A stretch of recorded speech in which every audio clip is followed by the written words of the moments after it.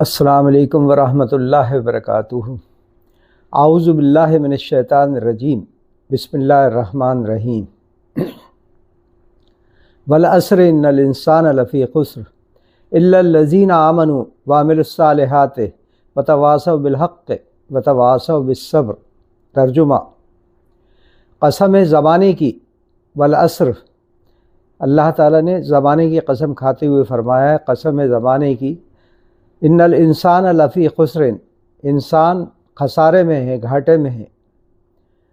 इन्नल इंसान लफ़ी खुस्रिन इल्लल लज़ीना आमनु, सिर्फ़ उन लोगों के जो ईमान लाए।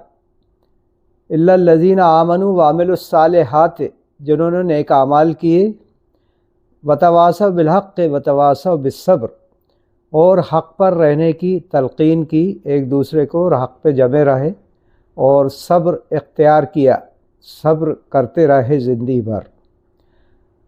ये सूरत पहले भी आ चुकी है और हम उसका तर्जुमा बता चुके हैं, दोबारा रिपीट कर रहे हैं ताकि ये एक तसलसल चलता रहे।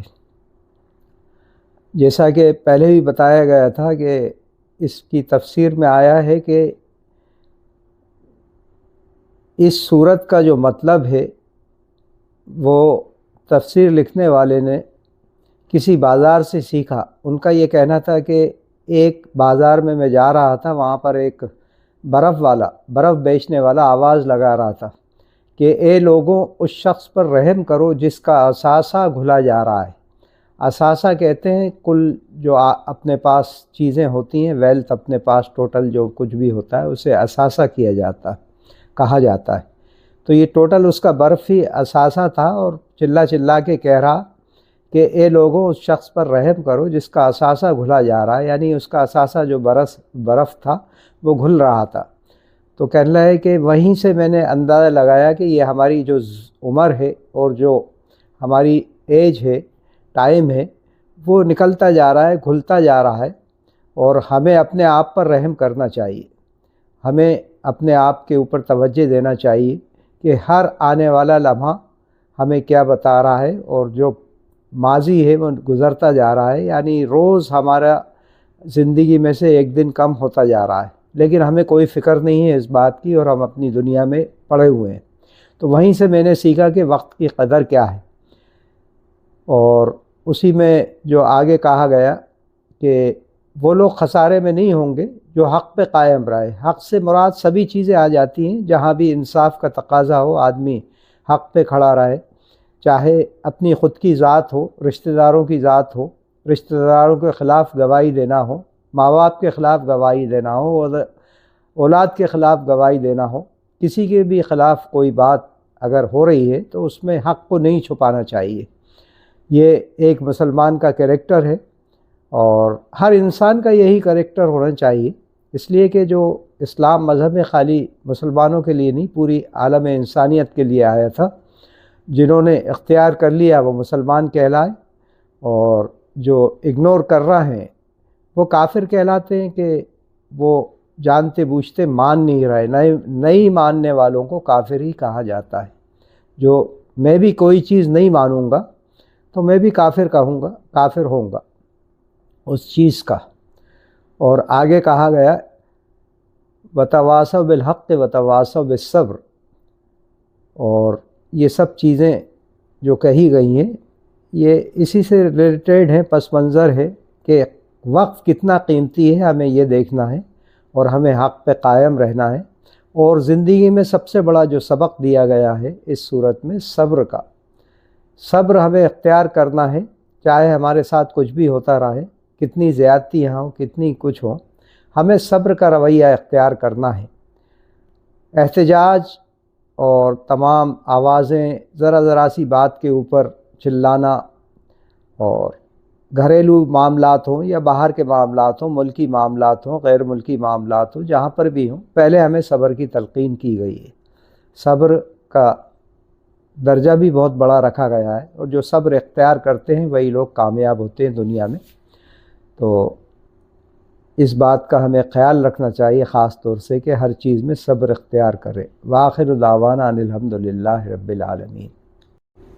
मैं कल आपको बता रहा था कि स्कैम क्या होते हैं और किस तरीके से लोगों को ठगा जाता है। उसी सिलसिले में आज एक और चीज़ मैं आपको ऐड करना चाह रहा हूं कि मोबाइल पे जो आए दिन हमारे मोबाइल में मैसेज आते रहते हैं, और कई बार तो वो लालच भी नहीं होती, दूसरी चीज़ों में होते हैं। जानबूझ के आदमी लालच की वजह से नहीं बल्कि इग्नोरेंस की वजह से, मालूमात नहीं है इसलिए फंस जाता है। मिसाल के तौर पे मेरे पास मैसेज आया रात को 11 बजे कि अगर आपने सुबह उठते के साथ ही बिल नहीं जमा करा आपका, तो आपकी लाइट काट दी जाएगी फ़ौरन, और आप सुबह इस नंबर पे कांटेक्ट करें।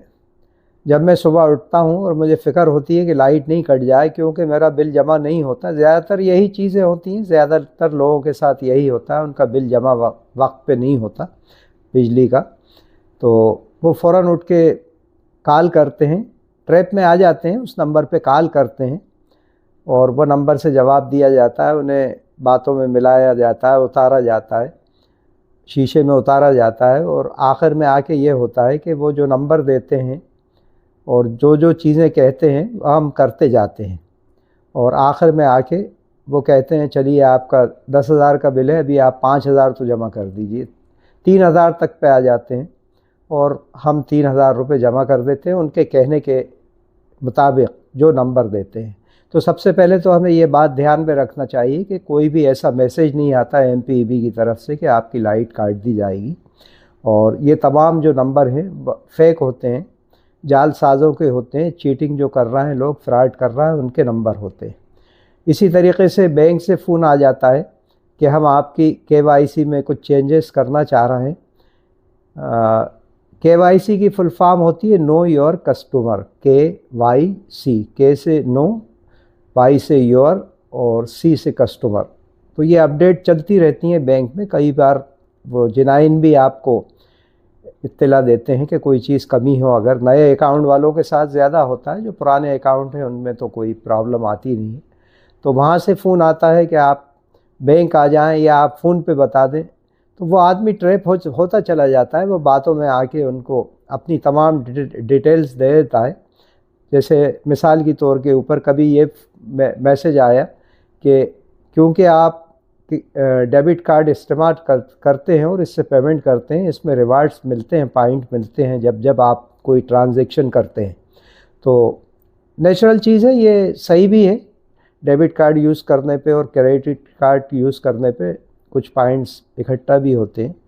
तो आदमी उसमें ट्रैप में आ जाता है, और वो जैसे ही मैसेज आया वो कॉल बैक करता है उस नंबर के ऊपर, और उसमें उसे फंसा लिया जाता है, उसे बातें करके, या आपके इतने नंबर हैं, इतने कलेक्ट हो गए हैं, आपको 1,200 रुपये मिलना है, आपको 3,000 रुपये मिलना है, ये इस तरीके से आपके अकाउंट में जमा करे जाएंगे। आप अकाउंट नंबर आपका कंफर्म करने के लिए दोबारा रिपीट करिए, 3 बार रिपीट करिए। देखिए कोई तमाम करते हुए कहेंगे आखिर में कि OTP आए तो आप ज़रूर बताइएगा। जैसे ही OTP आता है हम बिना देखे हुए, हालांकि OTP आएगा तो उसमें ट्रांजैक्शन आएगा, लिखा हुआ आता है कि आपके 3,000 रुपये काट लिए गए या 4,000 रुपये आपका ट्रांजैक्शन हुआ है, या आपके साथ जो भी हुआ है वो मैसेज में आ जाता है, और हम जल्दी में मैसेज नहीं पढ़ पाते और OTP उसे बता देते हैं। OTP बताते के साथ ही वो हमारे कंफर्म हो जाती है हमारा ट्रांजैक्शन, और पैसे कट जाते हैं। बाद में हम चिल्लाते रहते हैं, बैंक वालों को बुरा भला कहते हैं, लेकिन गलती हमारी खुद की होती है। तो इस टाइप के तमाम मैसेजेस, ये तो हम हिंदुस्तानी हैं, अमेरिका वालों को यहाँ पर बैठ के ठगा जाता है। एक मिसाल आपको बता रहा हूँ कि थाने के अंदर, थाना जो महाराष्ट्र के अंदर है, बॉम्बे से लगा हुआ शहर है, वहाँ पर एक जो आप जानते हैं आजकल कॉल सेंटर बनाए जाते हैं, वहाँ कॉल सेंटर चल रहा था। तो उसमें करीब 60-70 लड़के लड़कियाँ काम करते थे। एक नौजवान लड़के ने, 22-23 साल के लड़के ने वो कॉल सेंटर कायम करा, और उसके हालात एकदम बदलते रहे। और कुछ लोग ऑब्ज़र्व करते हैं इन चीज़ों को, किसी को लगा कि ये एक उसकी कोई गर्लफ्रेंड थी, वो वैसे ऑटो वगैरह में आती होगी, और एक दिन देखा कि वो बहुत लग्जरी कार BMW में उतर रही है। तो वो लड़के ने अपनी गर्लफ्रेंड को BMW कार प्रेजेंट की थी, गिफ्ट में दी थी। तो उन्होंने, वो कोई जागरूक नागरिक रहे होंगे, उन्होंने उस बात को नोटिस करा और बताया कि रिपोर्ट करी। तो वो चीज़ इन्वेस्टिगेशन की गई तो वो करोड़ों रुपए का आसामी निकला। इतना नौजवान, कम उम्र का, 23 साल का, करोड़ों रुपए कमा चुका था। और जब पूरी तहकीकात हुई तो वो क्या करता था कि उसने जो सेटअप करा हुआ था वो उसके कॉल सेंटर से अमेरिकन सिटीजन्स को कॉल जाती थी और उनकी डाटा मिल जाते हैं इन लोगों के, डाटा कहीं से ये जुगाड़ कर लेते हैं पैसे दे के। तो उनकी जो डेटा होता है उसके अंदर पूरी डिटेल्स मिल जाती हैं, उनका अकाउंट नंबर है, उनका पैन कार्ड वगैरह है, पैन नंबर है, वहाँ का जो इनकम टैक्स नंबर होता है वो मिल जाता है, उनका टेलीफोन नंबर मिल जाता है। तो वो लिस्ट देते हैं ये अपने तमाम जो एम्प्लॉइज़ हैं उनको, और वो सुबह से शाम तक कॉल करते रहते हैं। अमेरिका जैसी जगह में यहाँ से कॉल जाती है, कॉल सेंटर के आपको पता होगा कि उनका जो प्रोनाउंसिएशन जो रहता है, प्रोनाउंस जिस तरीके से करते हैं वो बिल्कुल फॉरेनर लगते हैं। उनको ट्रेन किया जाता है कि आप अमेरिकन फ़ोन कर रहे हैं तो अमेरिका में तो उन्हीं की एसेंट में बात करें, और इंग्लैंड कर रहे हैं तो उस तरीके से बात करें। तो वो शनाख्त नहीं कर पाते अमेरिका वाले, वो समझते हैं हमारे इनकम टैक्स डिपार्टमेंट से फ़ोन आया है, तो वहाँ से फ़ोन जाता है कि आपका टैक्स में इतना चोरी हुई है, आपने इतना कम जमा करा है, $3,500 आपके ऊपर जुर्माना है, और आपने अभी शाम तक जमा नहीं करा, और आपने किसी से भी कांटेक्ट करने की कोशिश की तो आपके ख़िलाफ़ यहाँ से टीम भेज दी जाएगी और कोई बात नहीं सुनी जाएगी। 100 लोगों में से 2 लोग, 1 लोग तो ट्रैप हो ही जाते हैं, और वो जल्दी में कुछ, जैसे भोपाली हमारे यहाँ की लैंग्वेज है, तोड़ करना चाहते हैं, और उसके अंदर वो आखिर में आके $500 डलवा देते हैं या $1,000 डलवा देते हैं, ये अकाउंट में आप फ़ौरन डालें ताकि हम ये आपका क्लियर कर दें। तो जब अमेरिका वाले और बाहर के कंट्रीज़ वाले इस ट्रैप में आ जाते हैं तो हम लोग तो बहरहाल अभी बहुत पीछे हैं। तो नेचुरल चीज़ है, लेकिन ख्याल रखना चाहिए, हमारी हार्ड अर्न इनकम होती है, बहुत मेहनत से पैसे कमाए हुए होते हैं। ख़ास तौर से बुज़ुर्ग हजरात जो हैं हमारे, हम खुद मतलब हमारी जो एज ग्रुप वाले हैं, 60-70 की उम्र वाले जो आ जाते हैं, उनको चाहिए कि ये चीज़ों का ख्याल रखें, और अगर कोई ऐसी बात आती है तो बच्चों से, छोटे जवानों से, नौजवानों से बात करके ही कोई आगे स्टेप ले इस बारे में। अस्सलाम वालेकुम।